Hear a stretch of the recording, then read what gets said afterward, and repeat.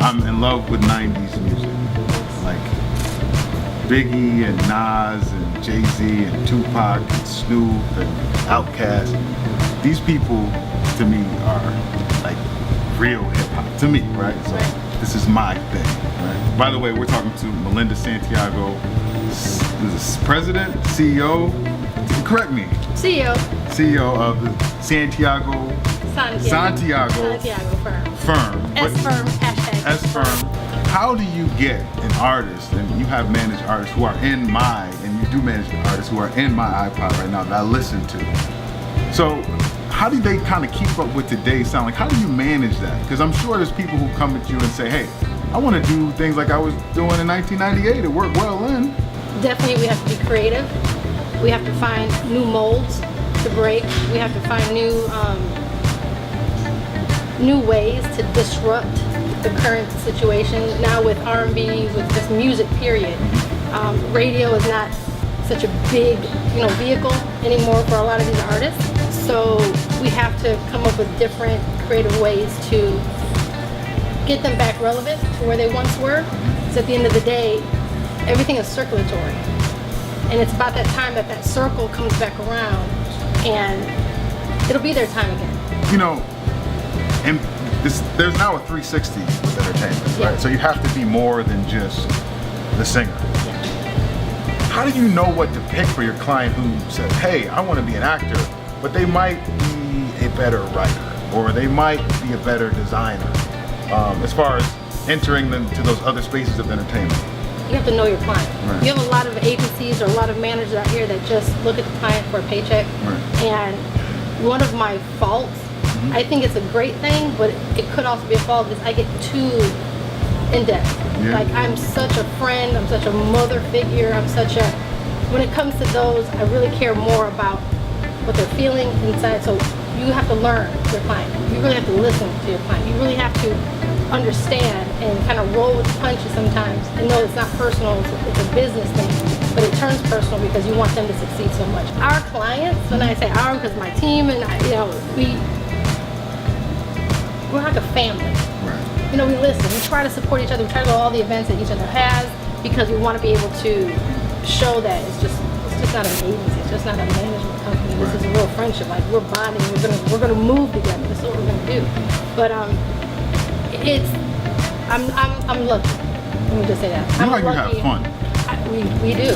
I see your pictures. We have fun. You're smiling, laughing every out, time. right? It's just like your clients look like you're having fun. You have to have fun. You have to. It can be business all day long. Right. But if you don't have that balance of fun when you go out and just show the whole people, because a lot of times they'll see you on TV and they don't know your real personality. Like Michael Keith, for instance, right, of 112. The biggest goofball, the funniest guy, and when him and I are together, when him and my friend Monique, and when we're together doing things, it's like, it is just fun, like cracking jokes, but a lot of people didn't get to see that side of it, or won't see that side of it. Right.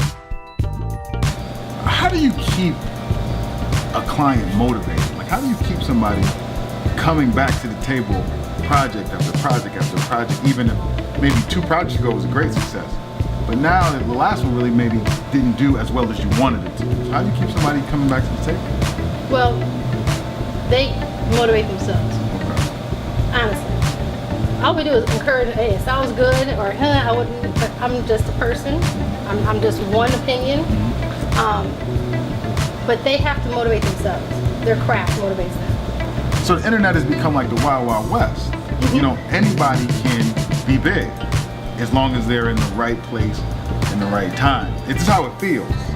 Me personally, I get upset. I may drive down the street and hear something. I'm like, how did this person make it to the radio? Or how did this person, and then you hear stories like you're telling, you're managing people who are putting in real hard quality work for years and years and years and don't get that pop. So no, don't say they don't get the pop. They had the pop. They had the pop. They had the but pop. They deserve another. Oh, of course. But they've had the pop. They live that lifestyle. And they have longevity. See, I kind of want to back you up a little bit with that. Yeah, back me up. They have longevity. These new artists that are coming out, you may hear 1 or 2. Right. And the next one, hear 1 or 2. So it's not that they made it. I consider the people that I have and the people who put that time, I consider them making it. Right. Because they have the actual foundation. Real still. audience. And they can sit back at 60 years old and their records are still being played on the radio. What's happening now is program directors, you know, if you have a machine behind you, a money machine behind you, you can make anything pop. You're paying these program directors and you put money, it's not ever spoken, but everybody knows. Right. You know, you pay the PD, DJs, Right. play my record. Well, when the money runs out, so does the record. So are they really winning?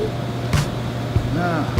Because the money that they're making, It seems like to the public. the perception. The perception is, you know, Perception that but just because someone has 150,000 followers on Twitter pushing an album or a Right. record, they didn't make it. No. Maybe 100,000 of them are bought. They don't even listen to the music. You know, they don't even purchase the album. But the visual, the perception created is that they've made it. right.